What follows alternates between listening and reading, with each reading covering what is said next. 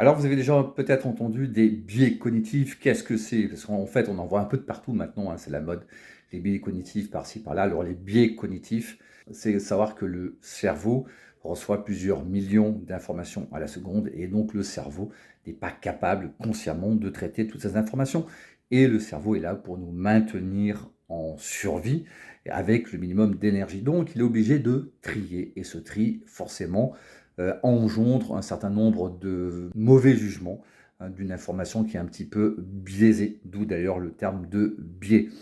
Et donc, il y a plusieurs biais cognitifs. Ces biais cognitifs vont aider le cerveau à traiter l'information rapidement avec le minimum d'énergie.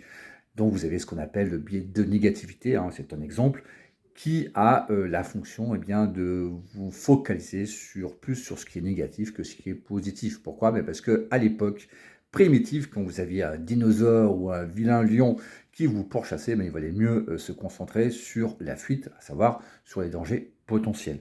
Les biais cognitifs ont été, on va dire, pas trouvés, mais inventés, ou en tout cas conceptualisés, par un économiste, et oui, hein, c'est pas un psychologue, mais un économiste, qui a eu d'ailleurs le prix Nobel d'économie. Alors, c'est pas vraiment un prix Nobel d'économie, hein, c'est le prix Nobel en mémoire d'Alfred Nobel, hein, voilà, on l'appelle comme ça en économie, qui a, on va dire, conceptualisé cette notion de biais cognitif.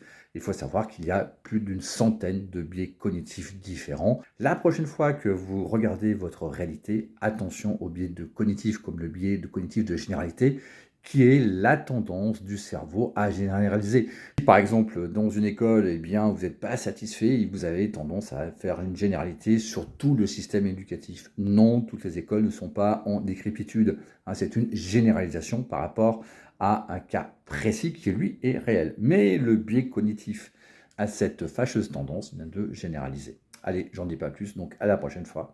Donc la prochaine fois, faites attention aux biais cognitifs dont vous pouvez être victime, que vous soyez scientifique ou non, hein, les scientifiques, ce sont aussi des humains. Voilà, allez, à bientôt, tchuss.